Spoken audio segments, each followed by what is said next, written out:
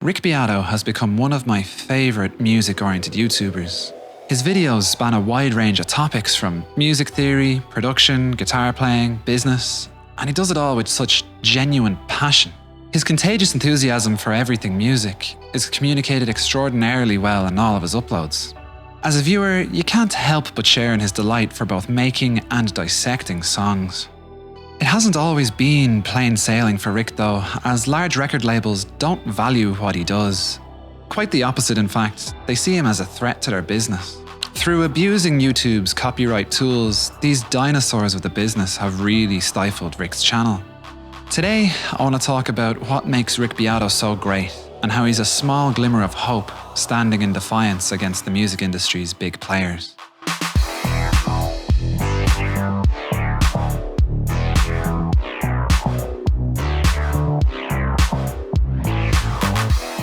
What's the story? The world of YouTube music personalities is colourful to say the least. Ranging from John Sedano singing All-Star over every song in existence, to Adam Neely doing incredibly in-depth video essays on music theory, to Davey504's bass meme extravaganzas, to Rick Beato sharing his passion for everything music. Rick had originally caught my eye in early 2016 when a viral video of his popped up in my recommended feed. It featured Rick playing piano, testing his son Dylan's perfect pitch. He runs through a series of chords as Dylan, facing the opposite direction, names each with ease. In awe of this kid's ability, I got curious and had a look at what else the channel had to offer. At that time, the channel was oriented almost entirely around Dylan and his perfect pitch, showcasing the child prodigy's abilities. I watched a couple more videos seeing how Dylan can name increasingly complicated chords almost instantly, and while very impressive, it didn't really resonate with me. There was nothing I could take from the channel other than, wow, this kid is amazing, I will never be that good.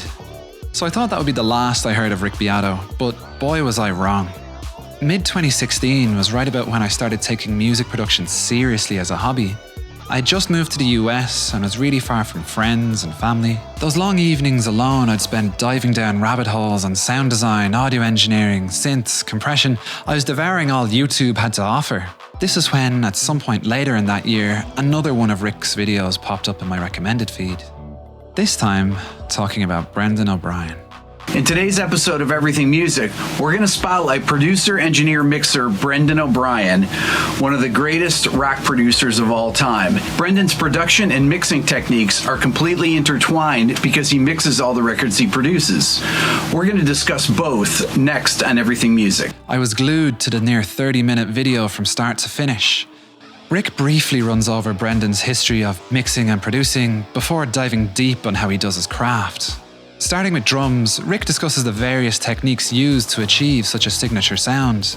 He even brings up stems of a Stone Temple Pilot session and shows an example setup of mics on a real drum kit. This was a massive amount of detail and effort that I just hadn't seen before from a YouTuber. The video continues to cover bass, guitar, vocals, all with a similar level of detail. At that time, as a total newbie to producing, this video was such an eye-opener for me. I was hooked. I liked and subscribed. Rick broke down the work of many of his favourite producers in his What Makes This Song So Great series. Most entries covered music I'd already heard about and was largely rock-centric. Featuring loud guitars, live drum kits, natural-sounding vocals, this series allowed me to gain a new appreciation for the songs I already adored. There was one video that stood out to me though, and for a bit of an unusual reason. This upload was all about Max Martin, the Swedish hit song producer, and it broke down Ariana Grande's Into You. Prior to this, I didn't really care for pop music, and I don't really know why either, just for whatever reason, it didn't speak to me. This one video changed all of that. Another 30-minute long behemoth, this time oriented around just one song, allowing every moment to be put under the looking glass. Every tiny detail of this wall of sound Rick covered, and it made me look at pop music in a totally different way. I found myself growing to enjoy the genre. I started listening to Spotify's Global Top 50. I never thought I would, or even could, take pleasure from pop music, but Rick opened that door for me. I honestly couldn't believe that by the end of the year, my Spotify most played songs were being populated by The Weeknd, Charlie Puth, Bruno Mars, pushing out Trivium, Knife Party, Kavinsky, It was a total change of pace. Through listening to more pop, it brought my own productions to a new level. I was able to incorporate elements from it and breathe life into songs that I once thought were duds. This is just one example of the many things I've learned from Rick, and he's really helped me shape who I've become as a producer. His knowledge on production alone would be enough to make him one of my favourite music YouTubers, but what makes him even more of an anomaly is that this is just one aspect of what Rick covers. His videos on music theory, guitar, business all contain a treasure trove of information from a man with a lifetime of experience. It's very rare to see someone both so well-rounded, but also so detail-oriented. He often has guests on his show too, including some very accomplished session musicians and other YouTubers. In these scenarios, you can see Rick turn to being a student again, forever curious, always wanting to learn more. A true inspiration. Not everyone views Rick's channel in such a positive light, however. Despite being a gateway to music, both new and old, large record companies think that Rick and channels like his are scraping away at their potential profits. Obviously, in order to teach music, these channels have to feature a lot of music. This mostly comes in the form of short excerpts and clips, or sometimes even covers in Rick's case, but never full songs straight through from start to finish. This gets flagged through YouTube's Content ID system, or even sometimes flagged by the record labels themselves manually. This means the label now gets to choose what happens to the video. Do they take all of the ad revenue from it, or they take the video down entirely? This has led to labels outright abusing YouTube's copyright claim system, and essentially allow them to make easy money from content that isn't theirs. You might counter with, well, Rick doesn't own any of these songs. Why should he be able to profit from them? And that argument doesn't really hold much water. Fair use and copyright law quite clearly makes an exception for educational purposes. I don't know how you can take an honest look at Rick's videos and argue that they're anything but educational. But for argument's sake, let's say these videos don't count as educational.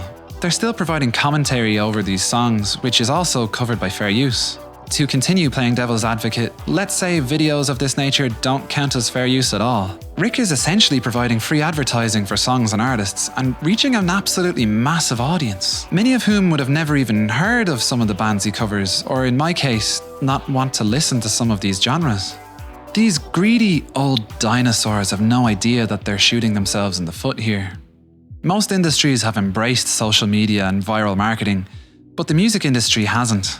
Despite all this, Rick continues to upload, risking losing all of his ad revenue or having his videos taken down completely. Because of his prominence on YouTube, Rick was asked to testify before the US Senate about this situation.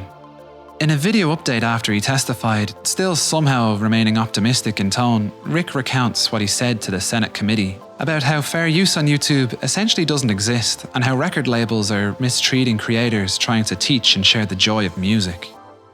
I find this whole ordeal extremely disheartening. On one side, you have a group of people who love this art and want to discuss it. And on the other, you have big business, so blinded by greed they want to try and pick the pockets of teachers or even outright silence them. I really hope that one day record labels change their tune towards online music education, but this has been going on for years and YouTube keeps enabling them. There's a lot more to this story and it's far from over.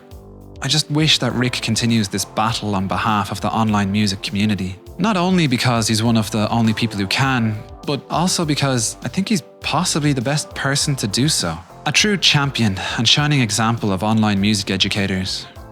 Rick, I don't think you'll end up watching this, but just in case you do, I want you to know that you're doing us creators an amazing service. Not only through your teaching, but through your representing this community as a whole. I look forward to your every upload and hope that you never have to stop. A dream of mine is that one day I'll get on your What Makes This Song Great series, and I promise not to copyright strike you. Alright, that concludes this video on why Rick Beato is so great. If you liked it, please like and subscribe because this YouTube channel is still absolutely tiny and it'd be great to know if there's a demand for more of this kind of video.